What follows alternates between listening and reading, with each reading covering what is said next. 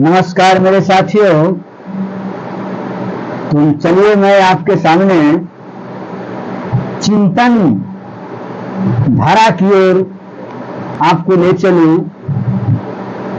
आखिर मनुष्य को जीवन में इतनी बड़ी विपत्तियों का सामना क्यों करना पड़ता है?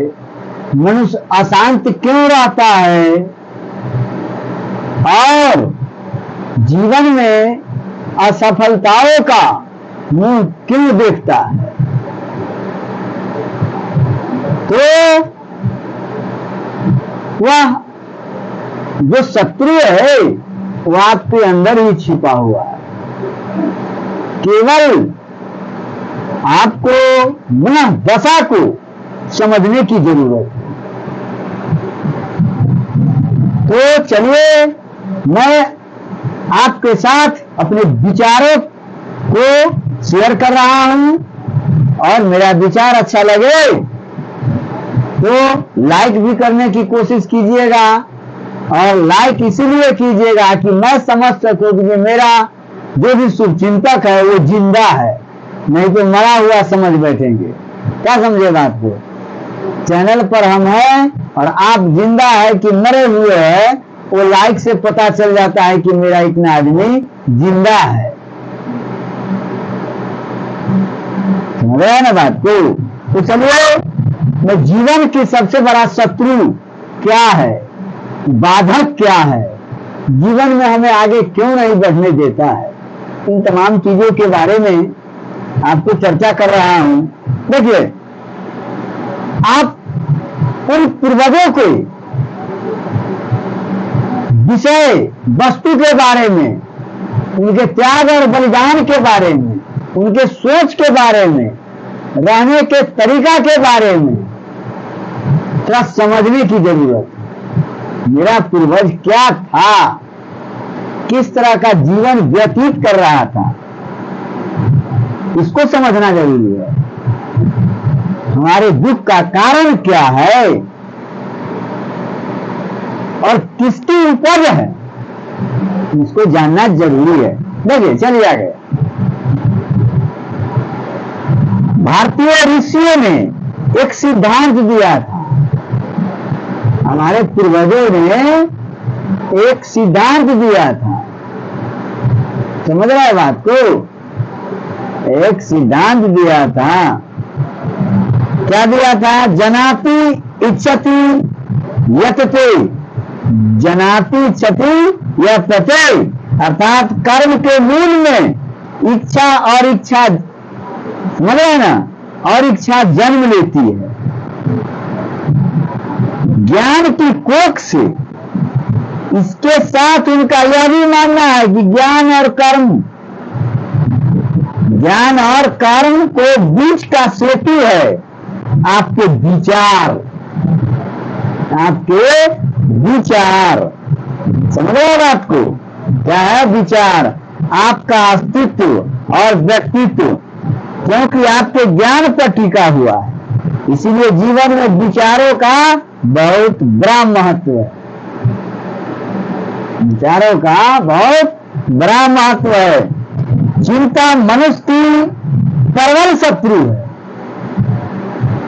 चिंता घोर शत्रु है। चिंता जो है घोर शत्रु है। चिंता मनुष्य की प्रबल शत्रु है। यह अनेक विद्वानों ने कहा है। एक बार किसी ने सुकरात से पूछा आप क्रोध को मनुष्य का सबसे बड़ा शत्रु बताते हैं, क्या इससे भी कोई बड़ा शत्रु है? इससे भी कोई बड़ा शत्रु है? सुकरात ने जवाब दिया, स्पष्टीकरण किया, हाँ, क्रोध से भी ज्यादा खतरनाक और पीड़ा देने वाला मनुष्य का सबसे बड़ा शत्रु है चिंता। यह मनुष्य को अंदर ही अंदर खोखला करके उसको नाश कर देती है, खोखला कर देता है। ये अंदर ही अंदर खोखला करके आपको विनाश कर देगा। समझ रहे हैं ना, ये विनाश कर देगा। इसीलिए इस महान शत्रु से यथासंभव बचना चाहिए, बचना चाहिए। कुछ लोगों का मत है कि चिंता को मनुष्य से कभी अलग नहीं किया जा सकता है। कुछ लोगों का विचार है, कुछ लोगों का मानना है कि चिंता को मनुष्य से कभी अलग नहीं किया जा सकता है। संसार के अधिकांश मनुष्य के साथ यह जोक की भांति चिपकी हुई है। प्रत्येक मनुष्य को चिंता घेरे रहती है और समय तथा परिस्थितियों के अनुसार यह घट बढ़ सकती है। समझ गए ना, मगर पूर्णतः समाप्त नहीं हो सकता है। कभी कभी तो चिंता मनुष्य की चिता में परिवर्तित कर देती है। कभी कभी चिंता मनुष्य को चिता में परिवर्तित कर देती है, अर्थात जन्म से लेकर मृत्यु तक उसके साथ रहती है और उसे मन माने ढंग से अपनी उंगलियों पर नचाती रहती है। संसार में शायद ही कोई ऐसा मनुष्य होगा जिसे किसी प्रकार की चिंता न हो। चिंता के कारण मनुष्य को काफी हानि उठानी पड़ती है। इससे अनेक प्रकार के मानसिक और शारीरिक रोगों की उत्पत्ति होती है। चिंता के कारण मानसिक और शारीरिक रोगों की उत्पत्ति होती है। आर्थिक क्षति के योग भी बन जाते हैं। चिंताग्रस्त मनुष्य का मन सदा अस्थिर व अशांत रहता है, जिसकी वजह से वह कोई भी काम ढंग से नहीं कर सकता है। प्रायः जीवन के दौर में पिछड़ जाता है और हर वक्त जो भी काम करता है उसमें असफलता हासिल होता है। आप एक बार गलत विचार, निगेटिव विचारधारा से ग्रसित हो गए तो जान लीजिए कि अरबों एंटी जो सेल होता है, रोग से लड़ने की कैपेसिटी होती है, उसका विनाश हो जाता है। मनुष्य के पसीना से बदबू आने लगता है निगेटिविटी माइंड वाले को। जो निगेटिविटी से ग्रसित रहता है, नकारात्मक विचारधारा से ग्रसित रहता है, चिंता से ग्रसित रहता है, उसको हर अंग से बदबू आना शुरू हो जाता है। उसमें तरह तरह की व्याधियां उत्पन्न होना शुरू हो जाता है। अंत तो गतवा वो पागल जैसे रोगों का, हार्ट जैसे रोगों का, कैंसर जैसे रोगों का व्याधि बन जाते हैं और अपने जीवन को नारकीय बना बैठता है। इसीलिए चिंता से कोसों दूर रहिए। और चिंता उसी मनुष्य को होता है जो अपने हृदय से गलत कर्म करता है, अंदर ही अंदर वो गलत कर्म करता है, तो उसको तरह तरह की बीमारियां उत्पन्न होना शुरू हो जाता है। क्योंकि दिन रात वो टेंशन में ही जीता है और टेंशन के कारण उसको तमाम रोग हावी हो जाता है और उसका सेल जो है कार्य करना बंद कर देता है। ऊर्जा शक्ति कम हो जाती है और वह रोग का शिकार हो जाता है। अंत में वह मृत्यु शैया को प्राप्त कर लेता है। कम ही एज में, कम ही उम्र में वो मृत्यु शैया को प्राप्त कर लेता है। कितने रुपया खर्चा कर लेने के बाद, महान से महान डॉक्टर के पास जाने के बाद भी उसका इलाज नहीं हो पाता है। उनको लाइलाज बीमारी से ग्रसित हो जाते हैं। समझ गए ना?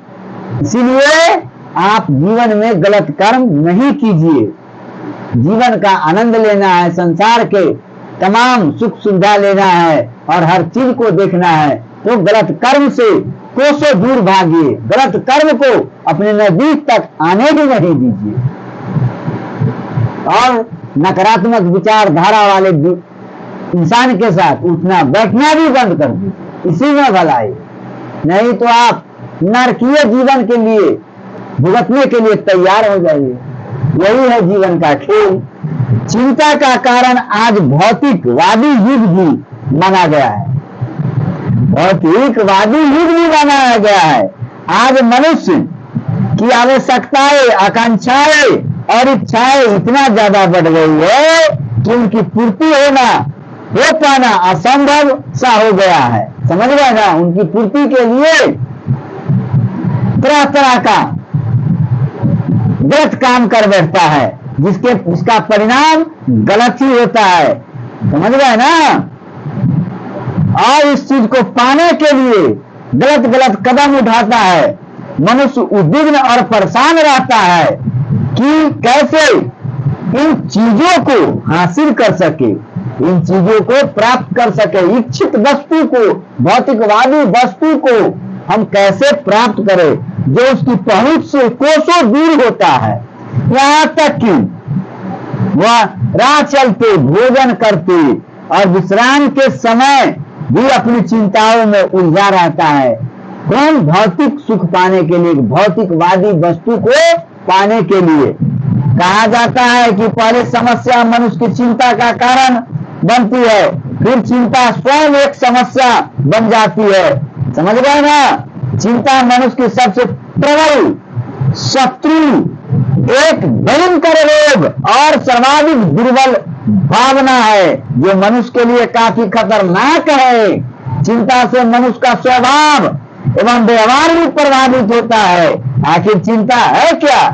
चिंता मनुष्य को क्यों अपना दास बना लेती है? चिंता की उत्पत्ति कैसे होती है? यह विचारणीय है, इस पर विचार करने की जरूरत है।